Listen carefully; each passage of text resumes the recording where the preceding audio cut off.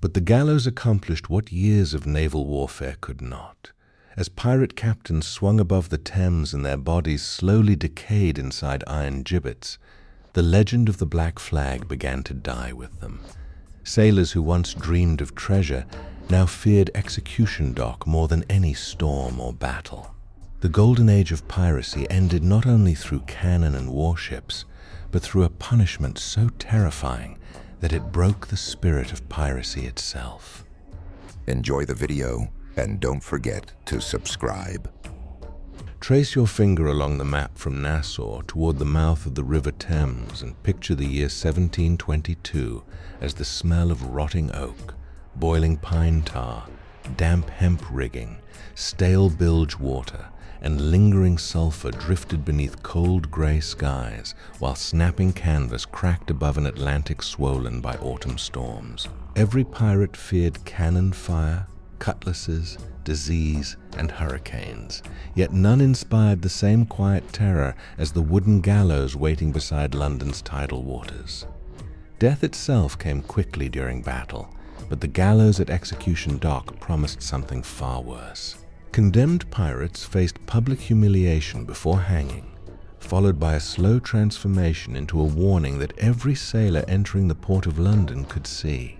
Captured crews were marched through crowded streets beneath armed guards after trials held before the High Court of Admiralty, where evidence often included stolen cargo manifests, forged letters of marque, eyewitness testimony from merchant captains, and even fellow pirates seeking mercy. Once convicted, few escaped the sentence. Their final destination stood where the Thames tides twice each day, washed beneath weathered timber supports, blackened by decades of saltwater exposure. Thick oak beams exceeding 12 inches square rested upon deeply driven piles, while forged iron bolts reinforced every joint against constant moisture and decay. The execution rope itself measured nearly 1 inch in diameter, twisted from durable hemp fibers treated with animal fat to resist rain while maintaining enough flexibility to tighten violently beneath the full weight of a suspended body. Pirates who had commanded swift 90-ton sloops with pronounced tumble-home, supported by massive white oak futtocks fastened using hand-forged spikes nearly 11 inches long, now stared upward at nothing more complicated than timber, rope, and iron, knowing this simple construction had ended more pirate legends than every Royal Navy broadside combined. The execution itself followed rituals designed as carefully as any naval operation because the Crown understood that fear could accomplish what entire squadrons sometimes failed to achieve. Before sunrise, prisoners were confined in heavy wooden carts, surrounded by soldiers carrying flintlock muskets fitted with triangular socket bayonets measuring nearly 17 inches, their polished steel reflecting the weak morning light while church bells echoed across damp streets. Thousands gathered long before the condemned arrived, merchants abandoning warehouses, apprentices climbing rooftops, and sailors fresh from inbound merchantmen squeezing toward the riverbanks for the best view. The pirates wore coarse linen shirts already stained by weeks inside prison cells, where damp stone walls accelerated mildew and chilled exhausted bodies. Their wrists remained secured by forged iron shackles weighing several pounds, connected through thick chain links hammered individually by blacksmiths whose work proved stronger than many cutlasses carried aboard pirate vessels. When the condemned finally reached Execution Dock, the rising tide mattered because Admiralty tradition required pirates convicted of crimes committed at sea to hang where seawater could wash beneath them. The executioner carefully positioned the hemp noose beneath the left ear rather than directly behind the neck, because these hangings relied primarily upon slow strangulation instead of the neck-breaking force associated with later long-drop methods.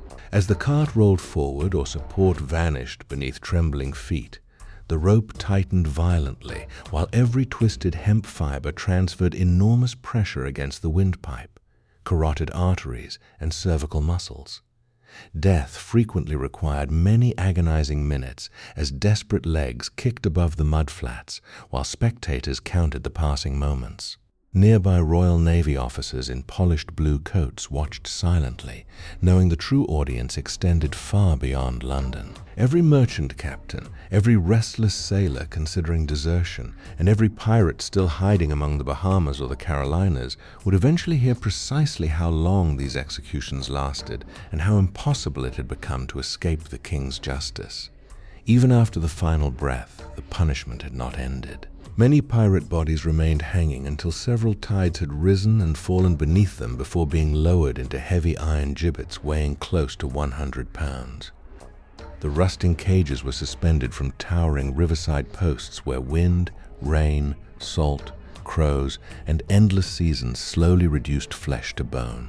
Every passing sailor entering London saw those silent remains swaying above the Thames and understood the Crown's message with terrifying clarity. The sea might forgive a pirate, but the gallows never would. Pirate captains understood the psychological purpose of these iron cages better than anyone, because many had once sailed legally beneath royal commissions before abandoning discipline for plunder. They knew that every merchant apprentice, cabin boy, and impressed seaman entering London would forever remember the silhouettes of bleaching skeletons twisting above the grey river. The gibbet itself consisted of curved wrought iron bands riveted around the torso, arms, and legs, allowing air, rain, and scavenging birds to reach every exposed surface while preventing the remains from falling apart. Salt carried inland by the Thames mixed with constant moisture, accelerating corrosion across the iron while simultaneously preserving fragments of clothing hardened by dried seawater. Ravens and gulls stripped away soft tissue until only weathered bone remained rattling against the cage during winter storms. Royal Navy officers intentionally selected highly visible bends in the river where inbound vessels of 200 to 500 tons could not avoid the sight. Even heavily armed frigates carrying rows of bronze cannon cast from alloys containing approximately 88% copper and 10% tin reduced sail as crews stared silently toward the shoreline. Veteran sailors often removed their hats without speaking because many recognized former companions suspended before them. Some skeletons remained exposed for years, becoming grim navigational landmarks marked on pilots' mental charts almost as reliably as church towers or lighthouse beacons. Stories spread across every tavern from Bristol to Port Royal, describing bones that still creaked inside rusted cages long after names had been forgotten, convincing countless desperate sailors that surrendering to poverty offered better odds than embracing piracy beneath the black flag. The fear generated by Execution Dock reached far beyond England because every captured merchant crew carried the stories across the Atlantic faster than official proclamations ever could. In Nassau, Port Royal, Charlestown, and New Providence, tavern conversations repeated the same horrifying details with each retelling. Pirates who had survived broadsides from ships of the line, hurricanes that snapped lower masts like kindling, and desperate boarding actions fought across blood-soaked decks admitted there was no courage left when irons closed around their wrists. During the Golden Age of Piracy between roughly 1716 and 1722, Royal Navy patrols expanded dramatically as sixth-rate frigates and fast sloops hunted vessels displaying suspicious colors. Pirate ships built for speed, often measuring 70 to 85 feet along the keel with displacement between 80 and 120 tons, depended upon careful careening every few months to scrape away barnacles and shipworm before fresh pine tar sealed oak planking caulked with tightly hammered oakum. Yet no amount of maintenance, reinforced futtocks, perfectly aligned deadies, or freshly served standing rigging could save a crew once surrounded by disciplined naval boarding parties.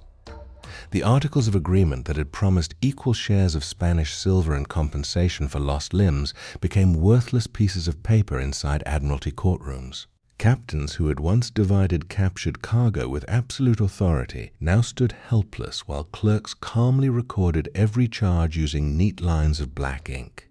The gallows accomplished what cannon rarely achieved. Instead of merely destroying a single pirate ship, it destroyed confidence throughout the entire pirate world, convincing many crews to abandon the black flag before they ever heard the creak of the execution rope above the cold waters of the Thames. By the early 1720s, the gallows had become the most powerful weapon in Britain's campaign against piracy because its victims never truly disappeared. Their remains lingered above the river as permanent evidence that every stolen doubloon, every captured merchantman, and every victory won beneath the black flag ended the same way. Storms rotted the timber, rust consumed the iron, and tides endlessly rose beneath the silent cages. Yet the warning endured for every generation of sailors entering London. Long after the names of famous captains faded from memory, the image of those swaying gibbets remained a darker legend than death itself, proving that the punishment every pirate feared most was never the final breath, but the certainty of becoming an eternal warning to the world.